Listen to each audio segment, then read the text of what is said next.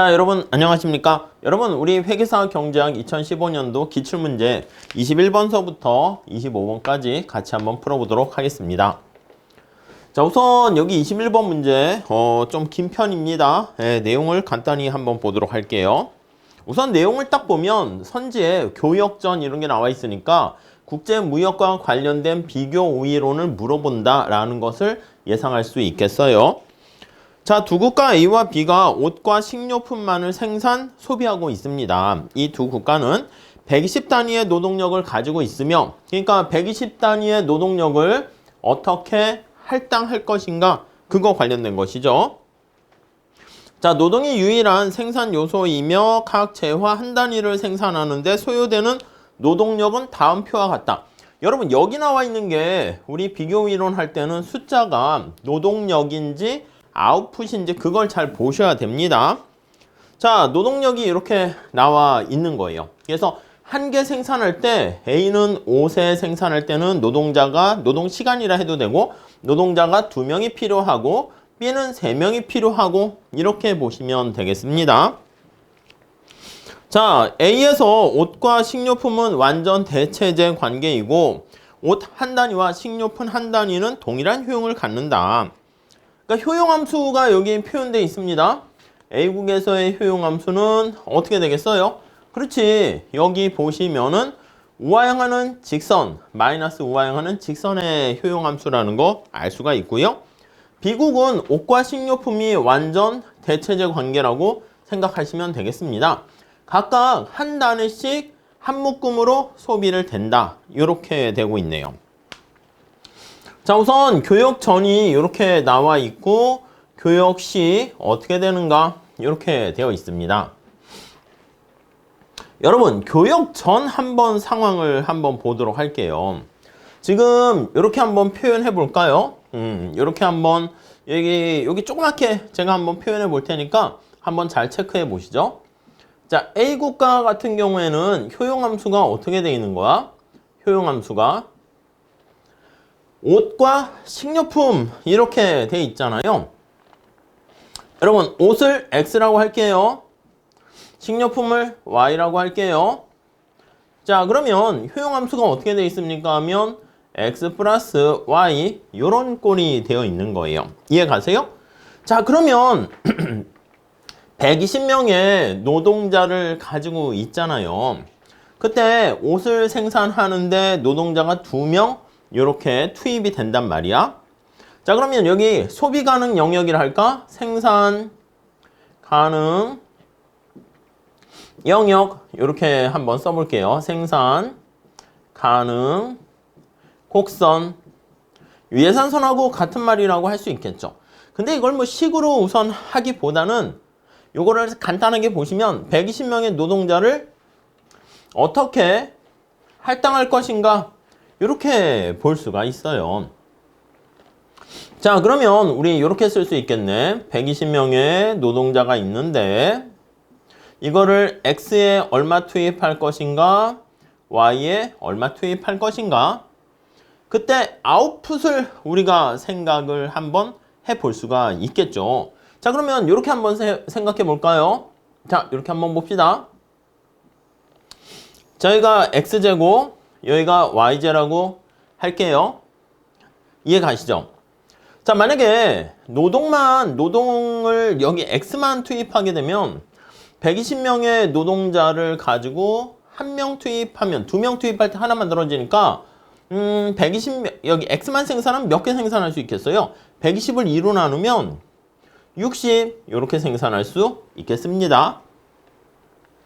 자, 식료품만 투입을 한다 할게요. 노동자들로 하여금 야, 다 여기 120명 전부 다 식료품 4명당 하나씩 만들 수 있으니까 30 이렇게 될 거예요.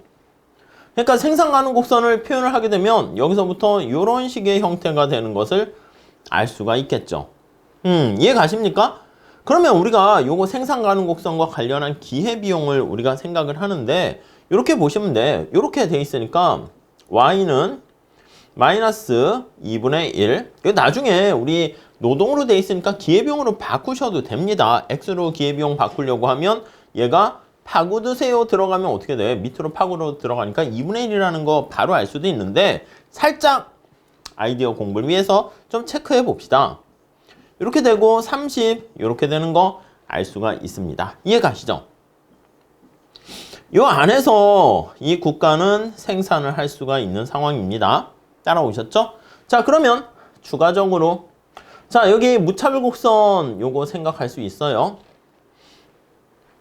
어떻게 돼요? 완전 대체 관계인데 MRS가 어떻게 됩니까? 1, 마이너스 1에 우하향하는 직선이야. 그렇기 때문에 마이너스 1에 우하향하는 직선이기 때문에 여기를 선택한다라는 것을 알 수가 있습니다. 자, 그러면 여기 A 국가니까 A라고 할까요? 구석해가 되네요. Y는 아예 소비하지 않는 여기 나와 있는 XJ는 옷만 생산한다. 맞습니다.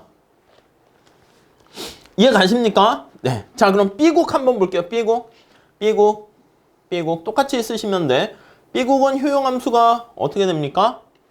여기 완전 보완제라고 그랬잖아요. 그리고 교환 비율이 1대1 이렇게 돼 있어요. 효용함수가 둘 중에 작은 게 전체를 나타내요.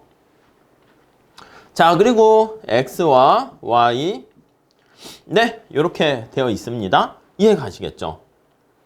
자, 그런데 이런 상황에서 무차별 곡선은 L자 형태입니다. 교환 비율은 X, Y 같을 때 결정되고 자, 여기 똑같이 마찬가지입니다. 생산 가능 곡선은 이렇게 표현할 수 있는데 여기다 직접 한번 볼게요.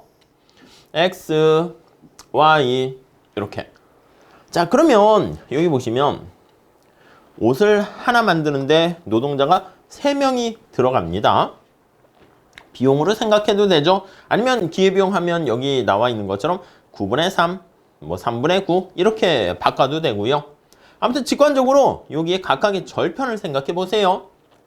자, 120을 30으로 나누면 40 이렇게 될 것이고 120을 9로 나누면 얼마가 될까요? 120 나눠지나요? 9 네, 이렇게 3, 3은 9 해가지고 계산하시면 되겠죠. 자, 그러면 생산 가능 곡선이 이렇게 되어 있습니다. 이거 접선의 기울기가 MRT인 거 이해 가시죠? 요거 보시면 P, C가 되고 접선의 기울기 어떻게 된다? 이게 MRT입니다. X, Y 이거 한계 비용의 비율인 거 아시죠? MCX, MCY 요 기울기 바로 보시면 되겠습니다. 40분의 요거 9분의 120 이렇게 하시면 되겠죠. 좀 약간 숫자가 좀 그렇죠. 그래도 40분의 9분의 120 이렇게 보시면 되겠습니다. 그러니까 이게 3분의 1 돼서 9분의 3 이렇게 되는 거 알 수 있어요.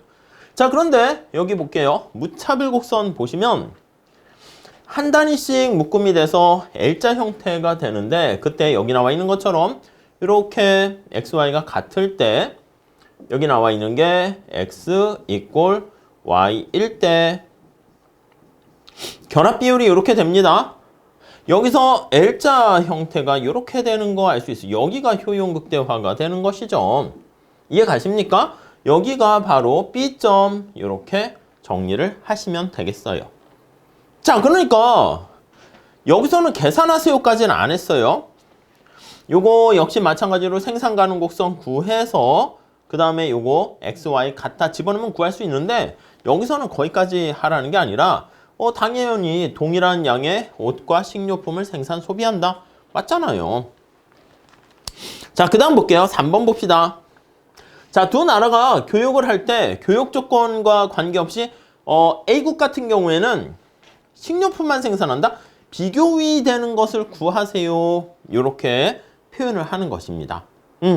이해 가시겠어요? 자, 그러면 비교위를 나타내서 구하세요 하면은 지금 얘기한 것처럼 여기는 MRT가 이런 식으로 해서 기울기가 3분의 1이고 얘는 60분의 30 하니까 2분의 1이고 이렇게 되잖아요. 근데 여기다 직접 표현을 할게요. 자, 이거를 기회비용으로 바꾼다라고 하면 어떻게 해야 바꿀 수 있습니까? 그렇죠. 우리 파고드세요 전략을 쓰시면 되잖아. 여기 보시면 L로 돼 있으면 바꿔두세요. 이렇게 가시면 되겠습니다. 자, 그러면 옷에 대한 기회비용을 식료품으로 나타내면 4가 밑으로 파고들면 돼. 그러면 4분의 2. 자, 이거는 2가 밑으로 파고들면 돼. 2분의 4. 되십니까? 9가 밑으로 파고들면 돼요. 9분의 3. 3분의 9. 이렇게 돼 있죠. 자, 그러면 우리가 절대우위가 아니라 서로 교육을 할 때 비교우위를 가지고 얘기하는 거니까 여기서 어떤 거에 비교우위가 있나? 그걸 한번 볼게요. 자, 여기 보시면 식료품 같은 경우에는요. 여기는 A 국가는 2인데 B 국가는 3이잖아. 이게 더 작은 게 비교우위가 있지. 얘는 2분의 1이고 3분의 1이니까 이렇게 비교우위가 있다는 거 알 수가 있습니다. 그래서 정리하면 A 국가는 식료품에 비교우위가 있고요. 그리고 여기 보시면 B 국가는 옷에 비교우위가 있다. 이렇게 정리하시면 되겠습니다. 네, 이해가 가시겠죠? 자, 그래서 거기 한번 보시면은 교육 조건과 관련해 가지고요. B국은 어떤 걸 수출한다? 옷을 수출하고요. 여기 보시면 식료품을 수입하게 되는 걸 알 수가 있습니다. 자, 그리고요. 교육을 했을 때 식료품 한 단위당 옷의 단위로 표현할 때 교육 조건이 어떻게 됩니까 하면 여러분 이거 표현할 때 어떤 거에 대해서 우리가 표현을 해야 되는 거예요? 어떤 거에 대해서? 자, 여기 잘 보시면 식료품 한 단위당 이렇게 표현했으니까 이게 관심사가 되는 거예요. 관심사. 네, 이렇게 보시면 되겠습니다. 네, 이해 가시죠? 자, 그러면 이게 관심사가 되는데 그럼 식료품이 관심사잖아. 식료품이. 그럼 교육 조건은 어떻게 됩니까? 하면 식료품이 관심사면 이게 교육 조건 가능한. 이게 2고 이게 3이니까 관심사가 돼요. 그래서 식료품에 대한 교육 조건은 어떻게 되면 식료품이 관심사니까 2에서 3 사이가 된다. 이렇게 정리를 하시면 되겠습니다. 오케이? 이해 가시겠습니까? 자, 그래서 답은 3번이야. 여기 보시면 식료품만 이렇게 하는 게 아니라 여기 보시면 얘가 무차별곡선이 L자 형태이기 때문에 어느 한쪽에 대해서 완전 특화되는 게 아니라 부분 특화 개념이 되겠습니다. 그래서 여기 보시면 많은 걸 물어봤습니다. 그렇지만은 이렇게 2번 같이 직접 구하세요 거기까지가 아니긴 하니까 구하는 건 어렵지 않지만 그래서 요거 괜찮은 문제니까 여러분들께서 잘 체크 정리하셨으면 좋겠습니다. 자, 그 정도 보도록 할게요. 다음 볼까요? 22번. 자, 22번은 하루에 24시간 중에서 잠자는 8시간을 제외한 16시간을 여가와 노동에 사용하는 노동자가 있습니다. 그렇기 때문에 16시간을 여가를 L이라 썼네. 여가를 즐기거나 노동을 한다. 이렇게 보시면 되겠죠. 자, 시간당 임금이 10이 되고요. W입니다. 자, 그리고 근로소득 이외에 다른 소득이 있습니다. 자본소득이 있어요. 이거를 비근로소득 이렇게 보시면 되겠죠. 네. 자, 노동소득과 자본소득, 비근로소득을 V라고 많이 씁니다. 노동소득과 자본소득이 모두 소비에 사용될 때 효용함수 이렇게 돼 있을 때 극대화되는 소비량 C는 이렇게 돼 있네요. 자, 소비재 가격은 1 이렇게 나와 있는데 이거는 보통 소비재가 복합재니까 그냥 어차피 1 돼 있어서 효용함수는 이렇게 씁니다. 효용함수는 L, C 이렇게 보시면 되겠고 그럼 마찬가지야. 전체 우리의 소득을 여기 보시면 여가와 소비에 사용한다. 이렇게 해서 보셔도 돼요. 여기 전체 소득 가지고 이 소득은 어떻게 되겠습니까? 근로소득에 해당하는 여기 10 W가 되겠죠? 일하는 시간만큼 내가 받게 돼요. 그래서 W에다가 L 이렇게 지금 최대 얼마나 쓸 수 있습니까? 16시간이잖아요. 그리고 이제 비근로소득 이렇게요. 자, 이거 다시 쓸게요. 그러면 10에다가 여기 16시간 160이겠네. 더하기 자본소득, 비근로소득 10 이렇게 되는데 이걸 가지고요. 내가 어떻게 한다? 이걸 가지고 여가를 즐기거나 이걸 가지고 아니면 저기 소비재를 소비한다라는 걸 알 수가 있습니다. 오케이? 이해되시겠죠? 자, 그러면 여기 어떻게 되면 여가의 가격은 이렇게 쓸 거야. 여가의 가격, 여가. 근데 이렇게 하면 더 복잡하니까 해설처럼 그냥 하세요. 소비재의 가격은 PC인데 소비 이렇게 되는 것을 알 수가 있겠습니다. 네, 오케이? 이해되십니까? 자, 그러면 여가의 가격이 얼마라고요? W 여가의 가격이 임금이잖아. 그래서 10이야, 10. 소비재 가격은 얘는 1 문제에서 이렇게 주어졌죠. 자, 그래서 우리가 요걸 예산선을 정리하게 되면은 어떻게 됩니까? 하면 여기 C는 그래서 얘 W 전리 넘어가요. 플러스 여기 나와 있는 170 이렇게 되겠죠.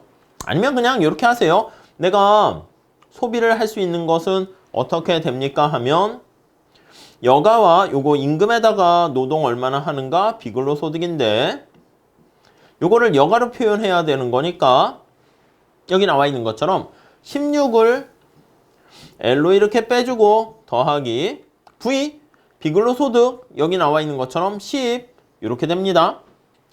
자, 그래서 다시 요거 정리하면 마이너스 요거 10이니까 바로 쓰도록 할게요.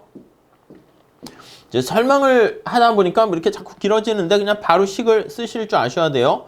마이너스 10L 더하기 여기 10이잖아. 그럼 160 더하기 10 하니까 170 이렇게 되는 거 알 수가 있습니다.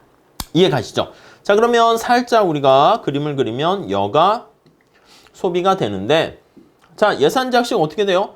여가가 빵일 때는 170 이렇게 되고 기울기가 마이너스 1 이렇게 형태가 되는 거 알 수 있어요. 근데 사실은 이게 이렇게 되면 이게 빵이 되면 어떻게 됩니까? 라고 하면요. 이거 0 찾으려고 하면 원래는 이렇게 되는 거야. 비근로소득 나타내는 거니까 얘가 위로 올라가요. 그래서 정확한 그림으로 그리면 내가 일을 최대한 하는 시간은 여기 보시면 16시간이잖아. 근데 16시간을 내가 여가를 즐겨도 비근로소득을 받는다고. 그래서 그림을 정확하게 그리려면 이렇게 그리셔야 돼.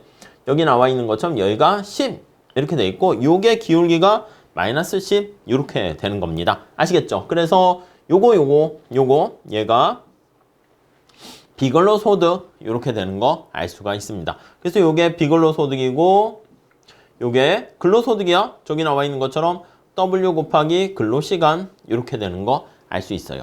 자, 무차별 곡선이 어떻게 생겼습니까? 라고 하면요. 무차별 곡선이 MRS가 체감하게 생겼잖아. 그래서 MRS 여가 소비 표현하게 되면 여가로 미분하고 소비로 미분합니다. 자, 그러면 여가로 미분하면 L로 미분하면 C이고 C로 미분하면 L이네. 이렇게 돼요. 무차별 곡선이 이렇게 생긴단 말이죠. 인디퍼런스 커브. 이해되십니까? 그러면 여기서 요거 값을 찾는 거야. 자, 그래서 여기 2점. 그래서 2점인 효용 극대화 점을 찾아봐요. 효용 극대화 점은 극대화는 네, 어떻게 결정됩니까? 하면 MRS랑 요거랑 여기에 나와 있는 예산선의 기울기에 해당하는 게 W입니다. W. 10. 이게 같을 때 결정된다고. 그래서 여기 나와 있는 것처럼 MRS 여가 소비는 저기 나와 있는 것처럼 L분의 C가 되고요. 그 다음에 예산선의 기울기 요게 W가 10 이렇게 된다고요. 그래서 우리한테는 요 원리를 이용을 해 가지고요. 요 원리를 이용해서 C는 어떻게 돼? C는 10L 이렇게 됩니다. 10L. 자, 이거를요 예산선에 집어넣으면 되는 거지. 요거 예산선 어떻게 돼요? 정리하면 따라서 예산선은 좀 복잡해서 다시 쓰면 C는 마이너스 10L 플러스 170 이렇게 되잖아요. 자, 그러면 여기 알 수 있지. 10L은 뭐야? 여기다 집어넣으면 되겠네. 그러면 여기 마이너스 C니까 전리 넘어가면 2C는 170 이게 되고 여기서 뭐 구하라고 그랬어? 소비량 구하라고 그랬잖아요. 그러니까 따라서 결론적으로는 답은 C는 70을 170을 2로 나누면 85 해가지고 85가 답이 됩니다. 자, 이거 패턴 잘 익혀 두시고요. 효용함수, MRS 구하고 예산선 빠르게 구해가지고 두 개를 같이 잘 이꼴로 해서 푸시면 되는 거예요. 어렵지 않습니다. 자, 넘어갑시다. 23번. 자, A국은 사과와 딸기 두 제화만을 생산하고 있고요. 각 제외 생산량과 가격은 다음 표와 같다. A국이 2013년을 기준으로 실질 GDP를 계산한다고 할 때 다음 중 옳지 않은 것은? 자, 문제를 보면 여기에 2013년에 명목 실질 GDP가 있잖아요. 근데 이거는 사실 계산하기보다는 기준연도야. 2013년이 기준연도일 때는요. 명목과 실질이 같은 거 이해되십니까? 그러니까 사실은 이게 두 개가 같기 때문에 같이 20, 20 나오니까 딱 느낌적으로 봐도 이건 답이 아니라고요. 그리고 2014년에 뭐 명목 GDP랑 또 실질 GDP 다 계산해야 되는 거죠. 근데 여러분 이렇게 여러 개 물어볼 때는요. 2x2 매트릭스를 써서 계산하시면 좋아요. 자, 기준연도가 여기가 13년도인데 제로라고 쓸게요. 그냥 13이라고 쓰면 숫자가 커지니까 제로라고 하고 비교연도에는 1 이렇게 합시다. 자, 그러면 명목 GDP는 P0, Q0, 실질 GDP는 P1, Q1 이렇게 되죠. 자, 그 다음에 우리가 이게 각각의 연도의 명목 GDP면 실질 GDP는 여기 나와 있는 가격을 기준으로 보는 거잖아. 그러면 얘가 P0 이걸 가져오는 거예요. 얘가 역시 가져오는 거예요. 이렇게 P0. 그럼 얘는 Q0, 얘는 Q1 이렇게 되는 거죠. 자, 그러면 정리를 하면 위에 나와 있는 게 이게 명목 GDP고요. 밑에 나와 있는 게 실질 GDP다. 이렇게 되는 거 알 수가 있고요. 더 나가서 이렇게 명목을 실질로 나눠주게 되면 이게 GDP 디플레이터다라는 거 알 수가 있습니다. 이해 가시죠? 자, 그렇게 정리하시면 되는데 자, 이걸 풀기 위해서 우리 이렇게 2x2 매트릭스 그림을 한번 살짝 체크해 보도록 할게요. 이렇게요. 자, 그리고 여기도 이렇게요. 오케이? 자, 그러면 여기 한번 볼게요. 자, 순서 맞춰야 돼. 여기 보시면 P0는 어떻게 됩니까? 하면 앞에 걸 사과랑 그러고 뒤에 걸 딸기랑 할게요. 2013년도가 기준연도잖아. 사과의 가격 1, 딸기 가격 2, 1과 2. 자, 여기 P1입니다. 사과의 가격 2, 딸기 가격 1 이렇게 되어 있고요. 자, 여기 Q0입니다. Q0. 사과의 생산량 10, 딸기 생산량 5. 순서 잘 맞춰야 돼. 순서 뒤바꿔지면 뭐 몸무게 먼저 쓰고 키를 쓰라고 그랬는데 잘못 뒤집어 쓰면 이상한 사람이 되죠. 자, 그 다음 Q1 이렇게 보면 여기 보시면 기준 연도가 여기 보시면 생산량 8, 6 이렇게 돼 있는 거예요. 됐죠? 자, 그러면 살짝 이걸 하나씩 볼게. 여기를 A, 여기를 B, C, D 이렇게 보시면 되겠습니다. 자, 우선 첫 번째 기준 연도의 명목 GDP는 어떻게 됩니까? 이거죠, 이거. 그래서 여기 보시면 P0, Q0니까 P0, Q0니까 A 값을 구하세요. 이렇게 되는 것이고 2013년도에 실질 GDP는 어떻게 됩니까? 하면 실질은 명목과 똑같습니다. 기준 연도는. 그래서 얘도 당연히 P0, Q0 해서 A 이렇게 보시면 돼요. 자, 그럼 A 값을 한번 구해 봅니다. 그럼 P0, Q0이기 때문에 요거 1원짜리 10개 됐죠? 더하기 2원짜리 5개 2원짜리 5개 그럼 20 이렇게 됩니다. 오케이? 20 맞네. 기준 연도의 명목 GDP랑 실질 GDP는 둘 다 20, 20. 자, 다음 3번 2014년도의 명목 GDP는 이거야. D야, D. 그러니까 D가 어떻게 됩니까? 하면 D를 여기다 표현하게 되면 P1, Q1 이거잖아요. 그러면 P1, Q1 이거니까 여기 보시면 2원짜리 8개. 그러니까 이게 하나만 물어보면 그냥 이렇게 필요한 거 정보 끄집어서 계산해도 되고요. 시험장 가면 머리가 잘 돌아가면 이렇게 안 해도 돼. 근데 시험장 가면 머리가 잘 안 돌아간다니까요. 생각처럼. 그러니까 이렇게 좀 체계적으로 해서 시스템 패턴화 시켜야 됩니다. 28에 16 더하기 여기 6이니까 24 이렇게 되겠지. 자, 그러니까 거기 나와 있는 것처럼 2014년도에 16 더하기 6이니까 22죠. 그래서 저기 나와 있는 게 맞죠. 네, 여기 나와 있는 것처럼 16 더하기 6 하니까 22 맞습니다. 자, 이렇게 되어 있고요. 그 다음에 뭐야? 여기 4번에 보시면 2014년도에 실질 GDP 성장률. 여러분, 실질 GDP가 얼마나 성장했는가 나타내려면 이거 아니겠습니까? 요거에 대비 얘가 얼마나 성장했니? 요걸 봐야 되는 거야. 요거 값해서 요렇게 증가하는 거 나타내는 게 4번 요건데 P0 Q1을 계산을 해야 돼.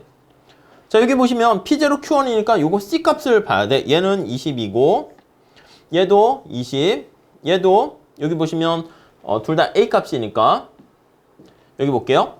얘 값은 어떻게 돼? B 값도 한번 구해볼까요? B 값도 어차피 다 구하시게 돼요. B 값도.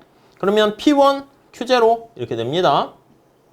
이렇게 2 곱하기 여기 보시면 10 더하기 1 곱하기 5 25 이렇게 되는 거 알 수가 있네요. 25 이렇게 됐습니다. C값도 계산을 해볼까요? C값 이거 중간에 정신없으니까 검정색으로 할게요. C값은 P0 Q1 이렇게 됩니다. P0 Q1 이렇게 돼요.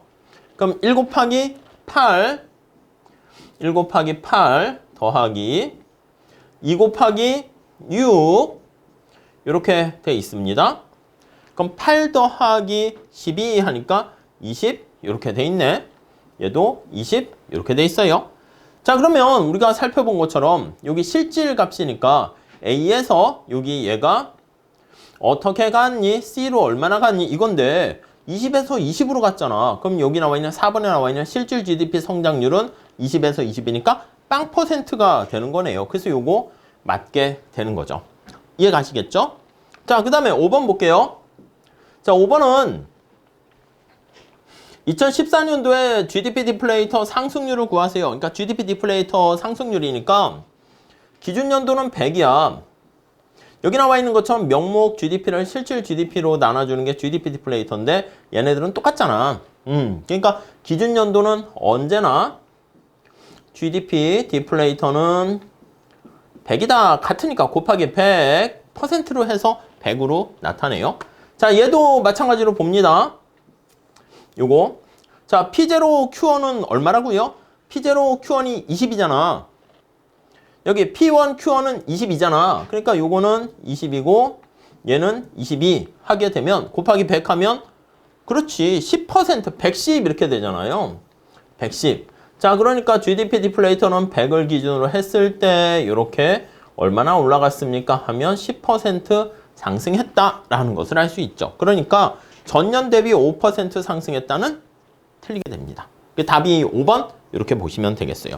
이해 가시겠죠? 네, 그래서 좀 잘 정리해 두시고 체크하시면 될 것 같습니다. 자, 다음 볼게요. 자, 다음 24번 한번 보겠습니다. 어떤 거시경제 생산함수가 이렇게 주어져 있는데 실질 GDP 성장률이 4%, 총 요소 생산성의 증가율이 1%, 노동 투입량의 증가율이 3%. 여러분, 그로스 어카운팅 구하는 거 아니겠습니까? 성장 회계 방정식에 따랐을 때 자본 투입량의 증가율을 구하세요. 자본 투입량의 증가율이니까 요거 값을 구하세요. 이렇게 되는 거예요. 자, 여기 생산함수가 들어가 있는데 그로스 어카운팅은 요걸 변화율로 표현합니다. 가중치를 고려해서요. 간단한 문제네요. 자, 국민소득 증가율은 여기 곱하기는 더하기가 됩니다. 원래 이제 로그 C여서 0.7은 밑으로 내려가고요. A분의 델타 A 더하기 0.7 이렇게 내려갑니다. 그래서 N분의 델타 N 더하기 0.3 그래서 K분의 델타 K 이렇게 되는 거죠. 이해 가시죠? 자, 여기다 필요한 정보들을 한번 넣어볼게요. 자, 실질 GDP 성장률이 4%입니다. 얘가 4% 되겠습니다. 따라오셨죠? 자, 총 요소 생산성이 이게 바로 솔로 레지듀얼 해가지고 솔로 잔차 요걸 나타내죠. 얘가 얼마야? 1% 이렇게 되는 것이죠. 오케이? 그 다음 노동의 투입량의 증가율이 3%, 요게 3% 이렇게 되는 거 알 수가 있습니다. 요거 정리하시면 되겠죠. 자, 그래서 이거 정리하시면 요거 정리하시면 예, 쉽게 3% 알 수가 있습니다. 자, 그래서 답을 이렇게 찾으시면 되겠어요. 오케이? 자, 그렇게 정리하시고 다음 문제 볼게요. 자, 솔로 성장 모형에 대한 설명이다. 옳지 않은 것은 기본적인 가정과 관련된 내용들입니다. 1번 생산함수는 자본의 한계 생산이 체감하는 특징을 갖고 있다. 그렇죠. 자본의 한계 생산이 체감하는 우리가 앞에서 얘기한 것처럼 주로 이제 얘기하는 것은 이렇게 많이 하죠. 노동을 L이라고 쓸게요. 앞에는 N이라고 썼는데 이렇게요. 자본의 한계 생산 체감하면서 규모에 대한 보수 불변, 수익 불변. 요거죠. CRS 특징을 갖고 있습니다. 자, 그래서 이걸 1인당으로 바꿀 때 우리가 양쪽에다가 노동과 자본에다 똑같은 만큼 T배 또는 람다배만큼 증가시켜도 변화가 없잖아. 그래서 어떻게 해요? L분의 1을 앞에다 곱해주는 거야. 그러면 전체적으로 L분의 1을 곱해주면 여기 양쪽에 LL 이렇게 되니까 L분의 K 이렇게 되고 자, 이걸 우리가 소문자로 쓰는 거예요. 1인당이니까. 그러면 이런 식으로 다 소문자로 표현하면 그게 1인당 이렇게 되는 것이죠. 자, 그렇게 돼 있고요. 균제 상태에서 거기 보시면 지속적인 기술, 그쵸? 지속적인 성장하려면 여기서는 기술 진보가 일회적으로 되면 안 되고요. 지속적으로 이루어져야 한다라는 거에 초점 맞춰서 두시고 다음 3번 자본의 감가상각률의 증가는 균제 상태에서 그렇지 여기 보시면 1인당 자본량의 증가율 이런 거 있잖아요. 1인당 우리가 균제 상태에서 어떻게 됩니까? 아시다시피 균제 상태는요. 자, 모든 게 다 동일합니다. 이게 국민소득 증가율은 노동의 증가율, 인구 증가율만큼 이렇게 발생하게 되고요. 자본의 증가율하고 같아지게 돼요. 자, 그러다 보니까 1인당 자본량의 증가율은 1인당 자본량 이렇게 표현을 한 거잖아. 자, 그러면 이렇게 쓸 수 있겠죠. 1인당 자본량이니까 스몰 K야. 그럼 K가 얼마나 증가합니까? 이걸 나타내는 거잖아요. 1인당. 자, 그러면 우리가 요 K는 이 전체 K를 L로 나눠주는 거니까 이거 변화율로 표현하면 어떻게 쓸 수 있어? K분의 델타 K 이거를 L분의 델타 L 하는데 얘랑 얘가 똑같잖아. 그러니까 1인당으로 표현하게 되면 증가율은 제로가 된다. 영향을 미치지 못한다. 이렇게 보시면 되겠습니다. 자, 우리가 균제 상태에서 저축률이 내생적으로 결정된다? 아니요. 이게 외생적으로 결정되기 때문에 기술 진보랑 이런 게 다 외생 변수 찾아내셔야 됩니다. 자, 그렇기 때문에 이거를 외생적 성장 모형이다. 이렇게 얘기를 하게 됩니다. 오케이? 이해되시죠? 자, 잘 정리하시고요. 앞에 좀 복잡한 국제무역과 관련된 비교 이론 그 내용 잘 봐주시고 머릿속에 그런 문제들은 약간 패턴화 시켜서 넣어두시면 좋겠습니다. 자, 이렇게 하시고 다음 시간에 26번서부터 같이 공부할게요. 감사합니다.